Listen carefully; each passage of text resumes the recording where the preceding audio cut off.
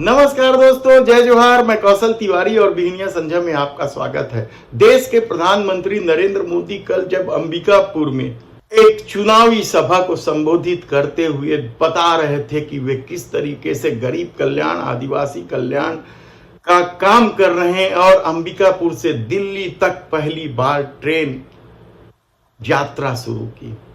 ठीक उसी समय देश के विभिन्न रेलवे स्टेशनों में सफर के लिए यात्रियों को मारा मारी करना पड़ रहा था। भीषण गर्मी के इस दौर में किस तरीके से लोग ट्रेन में चढ़ने के लिए एक दूसरे के साथ धक्का मुक्की कर रहे थे, किस तरीके से इस देश में ट्रेन अनियमित होते चले गई, बेपटरी होते चले गई और मोदी सरकार ने इस समस्या को सुलझाने की बजाय इसे और बढ़ाया, कहा जाए तो गलत नहीं होगा, बल्कि आंखें ही मूंद ली। उनका ध्येय केवल आत्ममुग्धता या फिर अपनी छवि गढ़ने का रह गया। इसलिए स्टेशनों को खूब चमकाने के लिए कौड़ियों के मोल रेलवे प्लेटफॉर्म अपने उद्योगपति मित्रों को सौंप दिया गया, तो केवल माल ढुलाई को ही आय का साधन बना दिया गया या माल ढुलाई के लिए यात्री ट्रेनों को तक रोक दी गई। ऐसे में सबसे बड़ा सवाल तो यह है कि क्या यात्री ट्रेनों की हालत नहीं सुधर पाएगी? क्या सत्ता सचमुच इस तरफ से पूरी तरीके से आंख बंद कर ली है और उनका ध्येय केवल अपने चंद कारपोरेट मित्रों के आश्रय स्टेशनों को चमकाना और वंदे भारत ट्रेन को हरी झंडी दिखा दिखाकर अपने को सबसे उत्कृष्ट बताना? सवाल आप इस दौर में कैसे भी उठा लें, लेकिन यह सच है कि इस दौर में 100 से अधिक वंदे भारत ट्रेन चल रही है, जिस पर आम आदमी, गरीब आदमी के लिए यात्रा बेहद कठिन। क्या यह बात देश के प्रधानमंत्री नरेंद्र मोदी को मालूम नहीं? और जो यात्री ट्रेनें सस्ते में हैं, शताब्दी से लेकर दूसरे कितने भी शानदार ट्रेनों का आप जिक्र कर ले, जिसमें यात्रा करना राहत भरा या सस्ता माना जाता है, उन ट्रेनों को अनियमित कर दो सिर्फ वंदे भारत चलाने के लिए। उन ट्रेनों को अनियमित कर दो सिर्फ माल ढुलाई के लिए, अपने कारपोरेट मित्रों के लिए। किस तरीके का खेल खेला गया है इस दौर में, शायद आप कल्पना नहीं कर सकते। प्लेटफॉर्म टिकट महंगा कर दिया गया, हो हल्ला मचा तो कुछ कम कर दिया गया। सीनियर सिटीजनों को ट्रेनों में कई तरह की सुविधाएं थी, तमाम सुविधाएं बंद कर दी गई।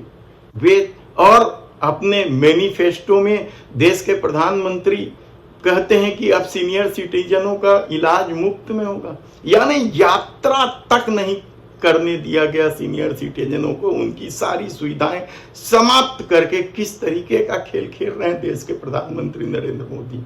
माल ढुलाई और वंदे भारत किसी की प्राथमिकता क्यों होनी चाहिए, यह सबसे बड़ा सवाल है। माल ढुलाई क्या कारपोरेट मित्रों को फायदा पहुंचाने के लिए, और वंदे भारत सिर्फ अपनी छवि गढ़ने के लिए? हमने वंदे भारत को लेकर विस्तार से पिछले बार हमने बताया था कि किस तरीके से वंदे भारत घाटे में चल रही है, किस तरीके से वहां शिकायतें भी आती है खाने को लेकर और दूसरी शिकायतें भी आती हैं।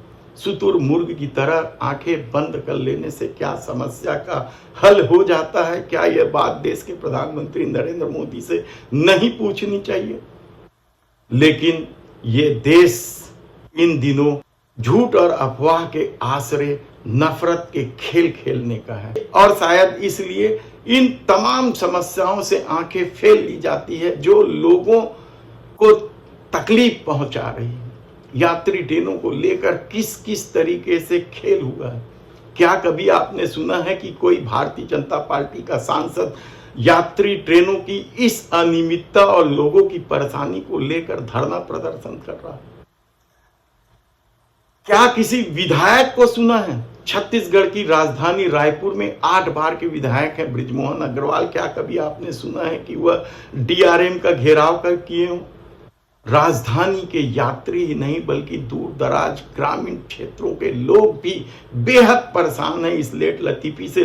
लेकिन देश के प्रधानमंत्री नरेंद्र मोदी अंबिकापुर में कहते हैं कि वे ट्रेन अंबिकापुर से दिल्ली तक चालू किए, लेकिन ट्रेन चालू कर देने से क्या होगा, ये सबसे बड़ा सवाल है। ट्रेनें तो आप कई सारे चालू कर दें, वंदे भारत तो आपने 100 ट्रेनें चालू कर दी हैं, लेकिन यदि आम आदमी और गरीब आदमी यदि उसमें सफर ही न कर पाए तो ऐसे ट्रेन चलाने का क्या मतलब है।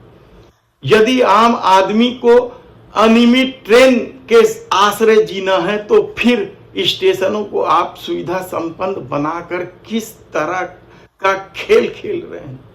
और सीनियर सिटीजनों के साथ यह दोयम दर्जे का व्यवहार को लेकर तो कितने ही सवाल उठे हैं। तब सवाल ये है कि क्या मोदी सरकार पूरी तरीके से जब हर क्षेत्र में फेल हो चुकी है तो क्या रेल के मामले में भी वह पूरी तरीके से फेल हो चुकी है। हम यहाँ एक्सीडेंट जो हुई कई तरह की लापरवाही के कारण उसका जिक्र नहीं कर रहे हैं, क्योंकि दुर्घटना कभी भी हो सकती है, किसी के भी साथ हो सकती है, किसी भी सरकार में हो सकती है। लेकिन सुविधाएं भी यदि लोगों को ना मिले, ट्रेन लगातार अनियमित हो, माल ढुलाई और वंदे भारत की वजह से अचानक ट्रेनें रद्द कर दी जाए तो फिर क्या इसे सत्ता का खेल नहीं कहा जाएगा। धन्यवाद।